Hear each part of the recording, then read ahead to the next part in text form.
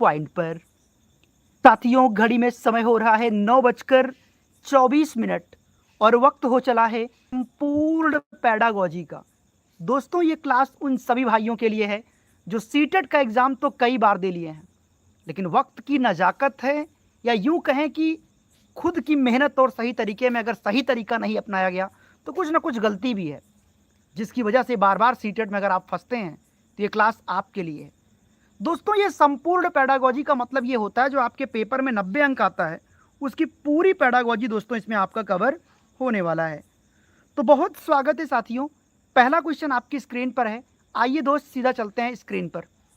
सवाल क्या कह रहा है कि क्लास में शिक्षक देखता है, क्लास में एक शिक्षक दोस्तों देखता है, क्या देखता है कि समान आयु के बच्चों में सीखने की गति, भाषा अभिव्यक्ति, तार्किक क्षमता और जो सामाजिक व्यवहार है, इसमें काफी अंतर है।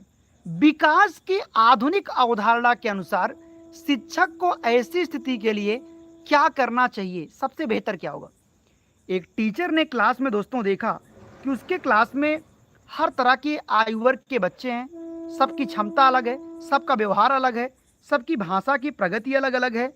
तो विकास की अवधारणा के अनुसार शिक्षक को इस स्थिति की सबसे उपयुक्त व्याख्या वो कैसे करेगा। बताओ प्रिय, आपका जवाब क्या होगा मेरे भाई? भर दीजिए पूरा कमेंट बॉक्स अपने सही जवाब के द्वारा। पहला विकल्प दोस्तों आपसे कह रहा है कि विकास जो है मुख्यतः जैविक परिपक्वता द्वारा निर्धारित होती है। एक बात बताओ, ये बतिया कहाँ लिखा है कि विकास केवल माता पिता के द्वारा? माता पिता से आपको जन्म मिलता है, सत्य बात है, लेकिन तुम क्या बनोगे ये वातावरण निर्धारित करेगा। तो केवल मुख्यतः उसको ना कहो। विकास एक निश्चित सार्वभौमिक क्रम में होता है, इसलिए अंतर अस्थायी है, ये भी गलत है। क्या बात करते हो? अरे भैया, जब माता पिता सबके अलग हैं तो बच्चवा भी तो सबका अलग अलग होगा। यही तो व्यक्तिगत भिन्नता है, क्योंकि सबके काम करने की क्षमता, सबके पसंद का तरीका अलग अलग होता है। तीसरा विकल्प, विकास आनुवांशिकता और पर्यावरण की जटिल अंतःक्रिया का परिणाम है तथा उसकी गति में व्यक्तिगत भिन्नता पाई जाती है। ई बतिया बिल्कुल सही है, क्योंकि जो एक बच्चा होता है दोस्तों, वो बच्चा आनुवांशिकता और वातावरण दोनों का परिणाम होता है। समझ गए? चौथे विकल्प का यहाँ कोई रोल था ही नहीं। तो ऑप्शन नंबर जो सी है साथी, वो एकदम सटीक है, सार्थक है, सहज है। आगे अगला क्वेश्चन दोस्तों आपकी स्क्रीन पर है, और क्या कह रहा है? एक शिक्षक पियाजे के सिद्धांत के आधार पे क्लास की गतिविधियों को तैयार कर रहा है। वह बच्चों को अलग अलग आकार के बर्तन में समान मात्रा में पानी डालकर निर्धारित करने देता है कि पानी की मात्रा बदलती है या नहीं। तो ये गतिविधि मुख्यतः किस संज्ञानात्मक उपलब्धि का आकलन करती है? साथियों, मुझे पता है, एक बात बताओ मुझे क्लियरली, अगर तुम जितना पानी इसमें डाले हो, अगर तुम जितना पानी इसमें डाले हो और इसमें पानी, चूंकि गिलास पतला है, अगर किसी एक चीज से मैं मानकर चलता हूं, मान लो मैं एक इतना बड़ा गिलास लिया, इस गिलास से इसमें भी पानी डाला हूं, इसमें भी पानी डाला हूं, तो पनिया तो उतना रहेगा ना, पानी तो उतने रहेगा ना कि गिलासिया बदल देने से बात। अरे भाई, मैं जिस गिलास से पानी डाला हूं, अब ये गिलास लंबा है, लंबा होने की वजह से पानी की मात्रा थोड़ा ऊपर उठेगा, लेकिन इसका अर्थ यह नहीं कि पानी दोनों में ज्यादा है। तो इसका मतलब अगर ये चीज मैं बच्चों में चेक करना चाहता हूं, तो बच्चों में ये संरक्षण की अवधारणा को मैं विकसित करना चाहता हूं। एक बात आपको और समझा दूं, संरक्षण का मतलब क्या होता है कि बच्चे को पुरानी बात याद रहे। ऐसा ना हो कि अगर मैं एक गिलास से दोनों बर्तन में पानी डाल रहा हूं तो बच्चे को यह लगने लग जाए कि लंबा वाला गिलास में ज्यादा पानी चला गया। ऐसा नहीं। वस्तु अस्थायित्व का मतलब हमने कई बार पढ़ाया दोस्तों कि वस्तु अस्थायित्व का मतलब यह है कि ये बच्चा 0 से 2 साल का है, और हमने कई बार कहा है, एक बार जो 1.5 साल का या 2 साल का जो बच्चा है, अगर एक बार अपने मम्मा को मम्मा बोलना सीख लिया या पापा को पापा बोलना सीख गया, तो 2 साल के बाद साथी वो पलट कर पापा को मम्मी नहीं कह देगा, क्योंकि बच्चे में वस्तु अस्थायित्व का गुण आ गया है। अहम केंद्रित का मतलब क्या होता है? अहम केंद्रित का मतलब दोस्तों पेपर में आएगा कि जीन पियाजे की वो कौन सी अवस्था है जिस अवस्था में बच्चों में आत्म केंद्रित, सॉरी दोस्तों ये आत्म केंद्रित लिखा है, तो आत्म केंद्रित बच्चे होते हैं 7 से 11 साल में।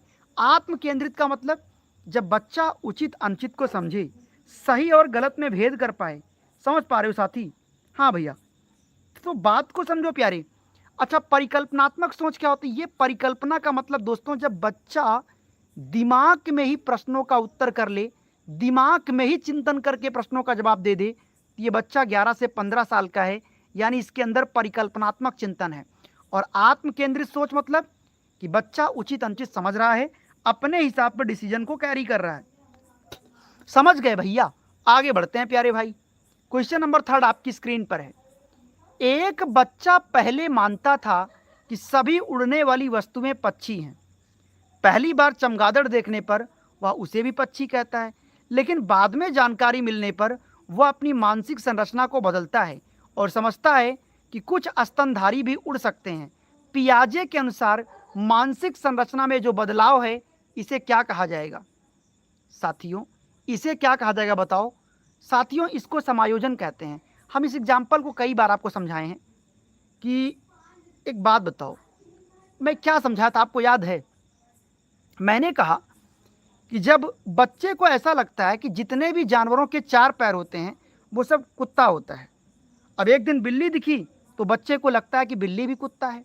तो शुरू में बच्चा कुत्ते को ही बिल्ली समझता था, बिल्ली को ही कुत्ता समझता था। लेकिन जिस दिन उसको माँ ने बताया या आवाज़ के आधार पर उसने परिवर्तन किया, तो पुरानी सूचना में नई जानकारी से परिवर्तन कैसे हुआ? नई जानकारी के द्वारा, यानी आवाज़ के द्वारा। तो इसको समायोजन कहते हैं। साथियों, आत्मसातीकरण क्या होता है? आत्मसातीकरण का मतलब दोस्तों ये होता है, जैसे एक बच्चा स्कूल जाता है तो सुबह से लेकर शाम तक, रात तक बहुत सारी बातें उसके कानों तक आती हैं। भाई स्कूल गया, बाबर, इब्राहिम, सम संख्या, विषम संख्या, बहुत कुछ पढ़ाया जाता है। लेकिन क्या घर पे आएगा सब कुछ याद रहेगा? नहीं। उनमें से कुछ बातों को दिमाग में ट्रिक बनाकर याद रखने की कोशिश करता है। इसी को आत्मसातीकरण कहते हैं। केंद्रीकरण बड़ा गंदा पहलू है। केंद्रीकरण का मतलब ये होता है कि तुम एक चीज़ पर ध्यान लगाओ तो दूसरी चीज़ तुम भूल ही जाते हो।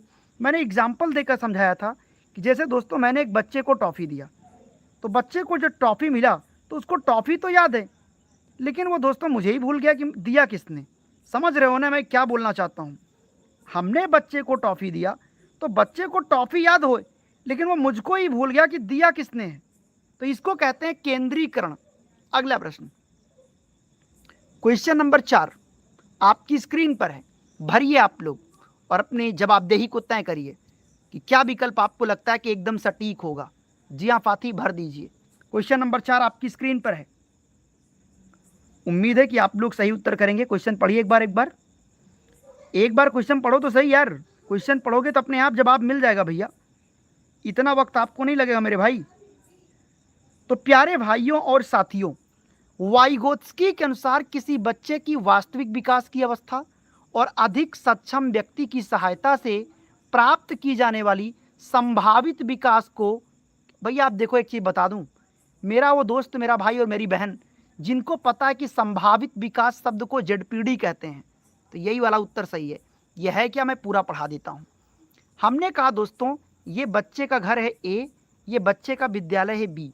बच्चे का वास्तविक विकास क्या है? बच्चा स्कूल जाना स्वयं शुरू कर रहा है। अचानक रास्ते में गड्ढा मिला, बच्चा गिर गया। अब बच्चा सोच रहा है कोई मेरे से ज़्यादा सक्षम व्यक्ति अगर मेरी उंगली पकड़ कर निकाल दे, मैं सड़क पर आ जाऊंगा, फिर विद्यालय पहुंच जाऊंगा। तो ये जो मदद लेनी पड़ी बीच में दोस्तों ना, इसी क्षेत्र को कहते हैं समीपस्थ विकास का क्षेत्र। ये जो लिखा गया ना समीपस्थ विकास का क्षेत्र, इसी को कहते हैं संभावित विकास का क्षेत्र। और अंग्रेजी में साथी इसी को कहा जाता है जेडपीडी। और ये सिद्धांत किसका है? वाइगोत्स्की का है। समझ गए साथियों? हाँ। और एक पेपर में एक बात और पूछता है, एक बार दोस्तों पेपर में एक बात और पूछता है, ये जो जेडपीडी में मदद मिला है ये अस्थाई है कि अस्थाई है?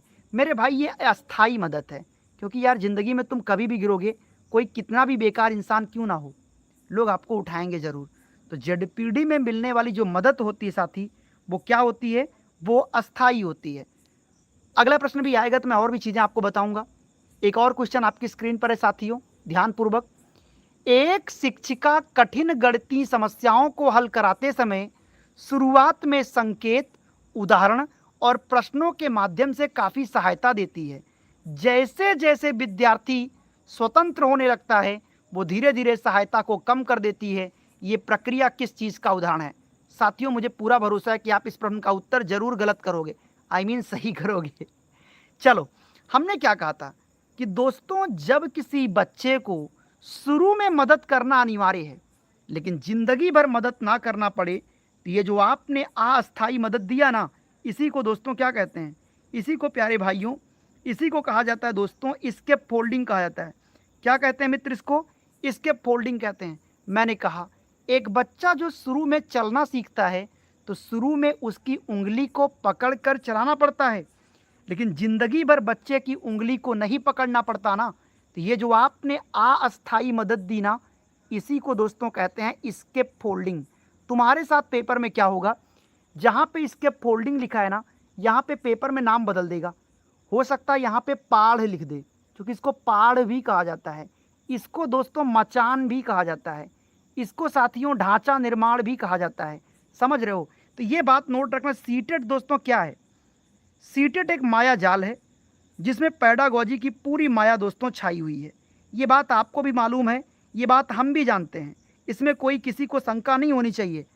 अगले क्वेश्चन पे आ जाओ साथी, और अगर डाउट हो रहा हो तो भी बताना। अच्छा हाँ भैया, और विकल्प नहीं बताया मैंने। पुनर्बलन शब्द किसने दिया था? दोस्तों पुनर्बलन शब्द दिया था स्किनर ने। स्किनर ने कहा कि जिंदगी में दो प्रकार का पुनर्बलन होता है। उन्होंने कहा एक होता है सकारात्मक पुनर्बलन और एक होता है नकारात्मक पुनर्बलन।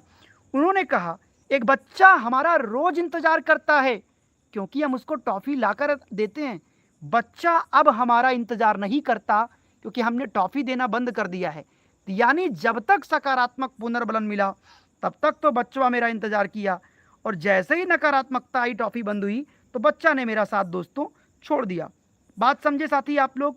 बहुत बढ़िया। अनुबंधन तो लालच को दिखाता है ना, कि जैसे सामने रसगुल्ला रखा है तो मुंह में पानी आएगा, ये अनुबंधन है। अगले क्वेश्चन पे आ जाओ साथियों। क्वेश्चन नंबर 6 आपकी स्क्रीन पर है और हमें पूर्ण भरोसा है कि आप इसका जवाब जरूर कर लोगे। तो पढ़िए और एक बार आप लोग भी करो भाई। इतनी आसानी से आप लोगों का सीटेट निकलेगा ना, तुम बस भरोसा रखो और परेशान ना हो आप। सीटेट तुम्हारा बहुत आराम से निकलेगा, बस धैर्य रखो। निम्नलिखित में से कौन सा कथन वाइगोत्स्की के सामाजिक सांस्कृतिक दृष्टिकोण पे ज्यादा मेल खाता है? साथियों, पहला विकल्प कहता है कि संज्ञानात्मक विकास सामाजिक अंतःक्रिया से स्वतंत्र होता है। ये बात दोस्तों आमतौर पे सही तो है, पर आमतौर पे ये बात वाइगोत्स्की का नहीं, पियाजे का है।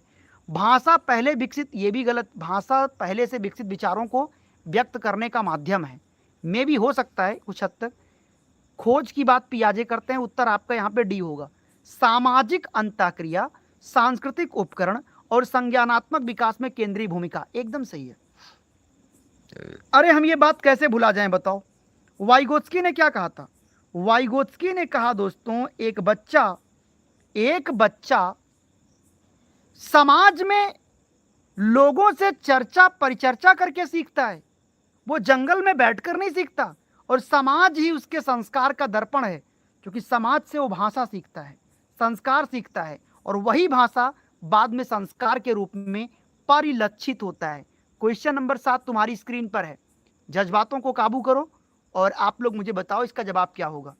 Question number 7। हाँ जी साथी, बताइए आप लोग फटाफट से, क्या जवाब होगा मेरे भाई?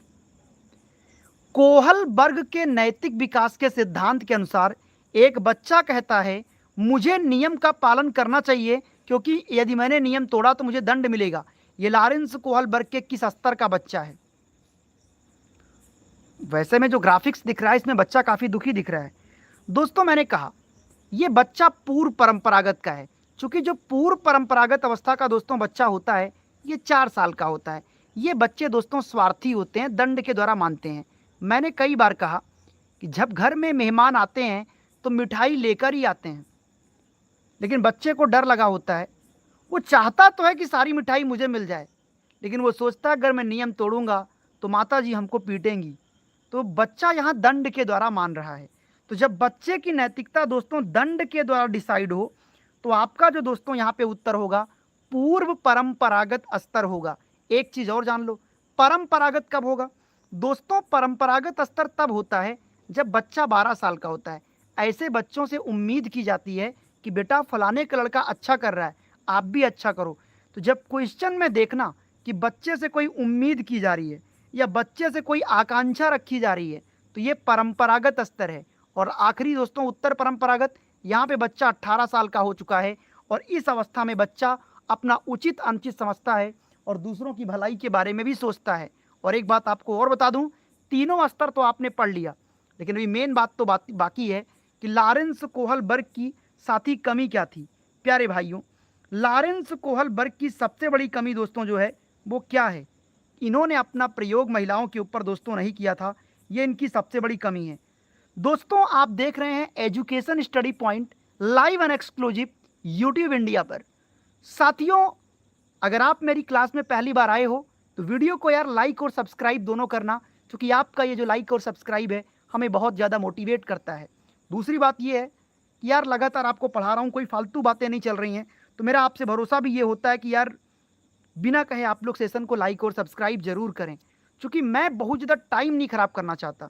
मैं बस इतना चाहता हूँ साथी, मैं बस इतना ही चाहता हूँ कि आप जो है क्या करें, केवल ध्यानपूर्वक सुने। 10 घंटे का मैराथन देखने से अच्छा है कि मुझे आप 1 घंटा दीजिए।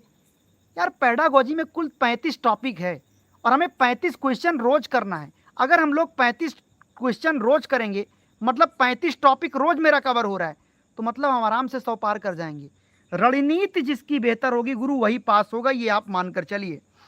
साथियों अगले क्वेश्चन पे आ जाओ। एक और क्वेश्चन आ गया भैया। एक किशोर कहता है कि कानून महत्वपूर्ण है, परंतु यदि कोई कानून मानव के अधिकारों का उल्लंघन करता है तो लोकतांत्रिक प्रक्रिया द्वारा उसमें परिवर्तन होना चाहिए।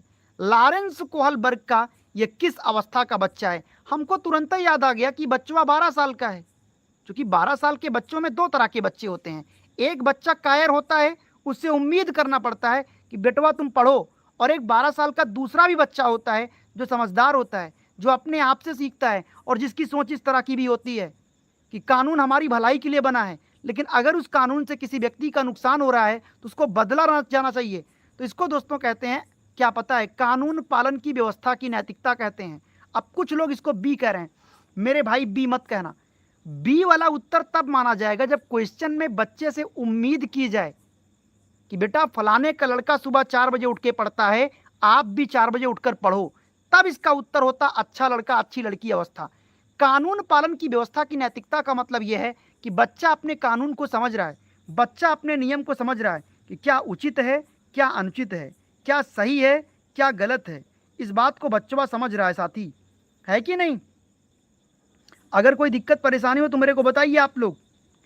जी हाँ फाती, अगला क्वेश्चन आपकी स्क्रीन पर है। क्वेश्चन नंबर 9 आपकी स्क्रीन पर क्या कह रहा है? एक बच्चा, साथी क्या बोल रहा है? एक बच्चा चित्रकारी में असाधारण है, दूसरा संगीत की ध्वनि को तुरंत पहचान लेता है, तीसरा लोगों की भावनाओं को जल्दी जान जाता है। हार्वर्ड गार्डनर के अनुसार ये बच्चा किस तरह का बच्चा है? साथियों 4 विकल्प तुम्हारी स्क्रीन पर है, आप लोग जज्बातों को संभालिए और सही उत्तर दीजिए। दोस्तों हमको तुरंत पता चल गया कि हम सब जानते हैं हार्वर्ड गार्डनर ने क्या कहा। हार्वर्ड गार्डनर ने कहा एक बच्चा जो धरती पर जन्म लेता है उसके अंदर 10 प्रकार की बुद्धियां पाई जाती हैं। 10-10 बुद्धि बच्चों में होता है, लेकिन उनमें से 9 की 9 बुद्धियां सो जाती हैं, केवल एक बुद्धि निकल कर आगे बढ़ती है।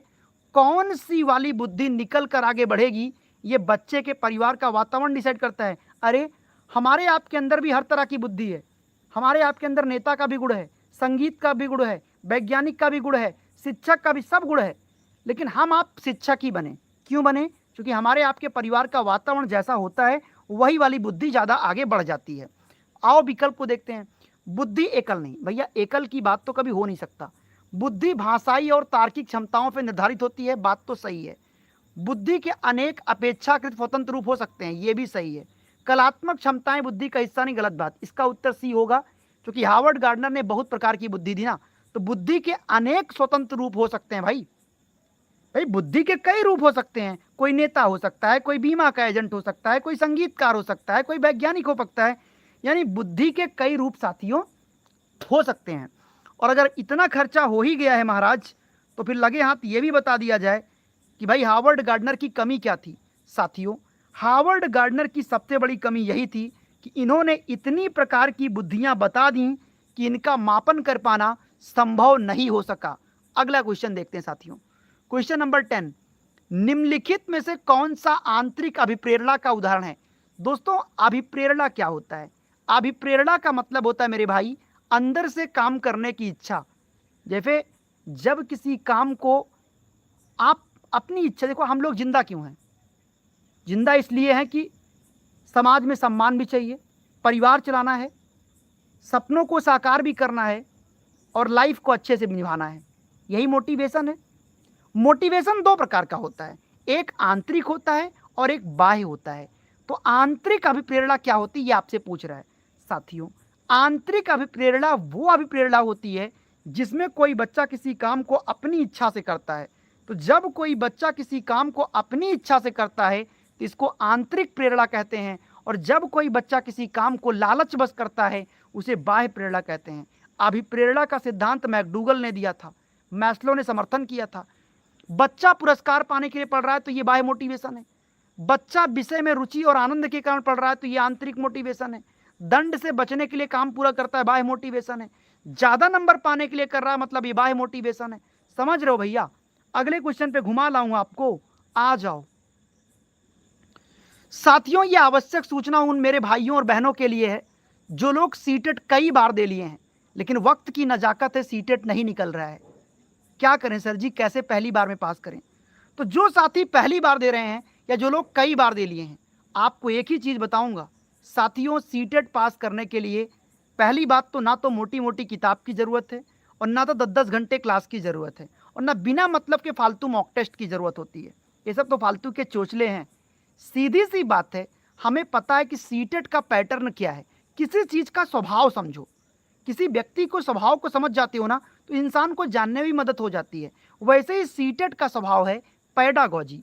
इसमें 150 प्रश्न आता है और इसमें 90 क्वेश्चन पैडागॉजी होता है जो भी पढ़ा रहा हूँ।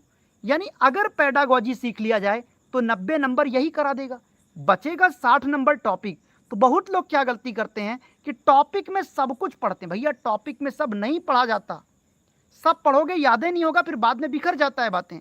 तो वो टॉपिक पढ़िए जो आपके काम का हो। इसीलिए मैं आपको दे रहा हूं ये 150 पेज का एक प्रीमियम नोट्स है साथियों। अगर इसे आप रोज 1 घंटे पढ़ोगे तो आपका 10 दिन में पूरा सिलेबस ये कवर कर देगा। हफ्ते 10 दिन पे ज़्यादा समय नहीं लगेगा। इसके बाद एक और काम कर लेना, क्योंकि नोट्स को पढ़ लोगे तो लगभग आपको ये 104-105 नंबर कमा के दे देगा, लेकिन मैं चाहता हूं आप 115-120 तक जाओ। वहां तक जाने के लिए आपके लिए एक जुगाड़ किया हूं। 2011 से लेकर 2026 तक आयोग ने जो आज तक पेपर पूछा है, वैसे तो पिछले 14 साल में आयोग ने 15 से 20 हजार क्वेश्चन पूछ लिए हैं, तो क्या 15,000 क्वेश्चन पढ़ पाओगे? नहीं। उनमें से 500 एकदम सेलेक्टेड क्वेश्चन जो बार बार आता ही आता है, वो क्वेश्चन भी इसमें दे दिया हूं। 500 क्वेश्चन तैयार कर लेना इसके साथ में। इससे क्या होगा कि आप 115-120 तक चले जाओगे, और कहीं पेपर कठिन भी हो गया ना तो तुम गिरते पड़ते 105 तक रहोगे। कैसे आपको मिलेगा साथी? नीचे नंबर दिख रहा है दोस्तों, 9653050981 पे सीधा कॉल करके या डायरेक्ट व्हाट्सएप पे मैसेज करके आप इसे परचेज कर सकते हैं। साथियों इसमें हमारा खर्चा आता है लगभग 999 इसकी फीस है, लेकिन ऑफर प्राइस में आपको मिल रहा है 499 रुपए में। आगे बढ़ते हैं साथी, एक और क्वेश्चन आपकी स्क्रीन पर आ गया है। समावेशी शिक्षा का सबसे उपयुक्त अर्थ क्या होता है? बताओ दोस्त क्या होगा? समावेशी शिक्षा का सबसे उपयुक्त अर्थ क्या होता है? दोस्तों मैंने ही कहा था कि दुनिया की कोई ऐसी क्लास नहीं है जो समावेशी ना हो। दुनिया की हर एक क्लास समावेशी होती है, क्योंकि उस क्लास के अंदर में, हर क्लास के अंदर में ब्राह्मण भी है, क्षत्रिय भी है, प्रतिभाशाली भी है, मंदबुद्धि भी है, दिव्यांग भी है, सामान्य बच्चे भी हैं। लेकिन हमको क्या करना है? एज ए टीचर आपको विकल्प ऐसे ढूंढना है कि प्रत्येक बच्चा सीख सकता है, प्रत्येक बच्चे में सीखने की क्षमता है, प्रत्येक बच्चा विशिष्ट होता है, सबको एक छत के नीचे पढ़ाऊंगा। आओ विकल्प देखते हैं। विशेष आवश्यकता वाले सभी बच्चों को अलग ना भैया, हमारे लिए सब विशिष्ट हैं, किसी को अलग नहीं, एक ही छत के नीचे। उच्च उपलब्धि वाले बच्चों को समझना साथी, देखो भैया एक चीज ट्रिक फॉलो करो, तुम्हारे पेपर में जो उच्च लिखा है ना, उच्च उपलब्धि, एक चीज याद रखना, सीटेट में कम से कम 5 से 7 क्वेश्चन ऐसा मिलेगा जिन विकल्पों में लिखा रहेगा उच्च, निम्न, सरल, कठिन, जटिल।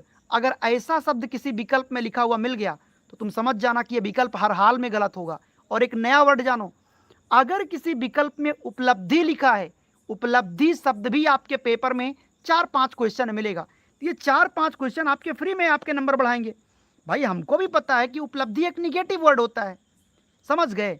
तीसरा विकल्प, विविध आवश्यकता वाले बच्चों को समान कक्षा में आवश्यक समर्थन दूंगा और अनुकूलन के साथ सीखने का मौका दूंगा, एकदम सही है, बाकी ये तो गलत ही है। अगले क्वेश्चन पे आ जाओ।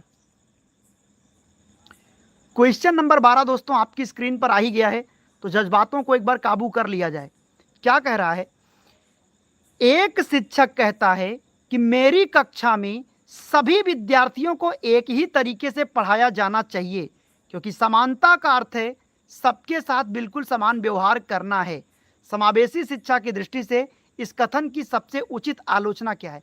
एक बात बताओ मित्र, एक बात बताओ मेरे मित्र, अगर तुम एक ही तरीके से पढ़ाओगे तो प्रत्येक बच्चे की तुम विशिष्टता को, प्रत्येक बच्चे की जो विभिन्नता है उसको संतुष्ट कर पाओगे? नहीं कर पाओगे ना।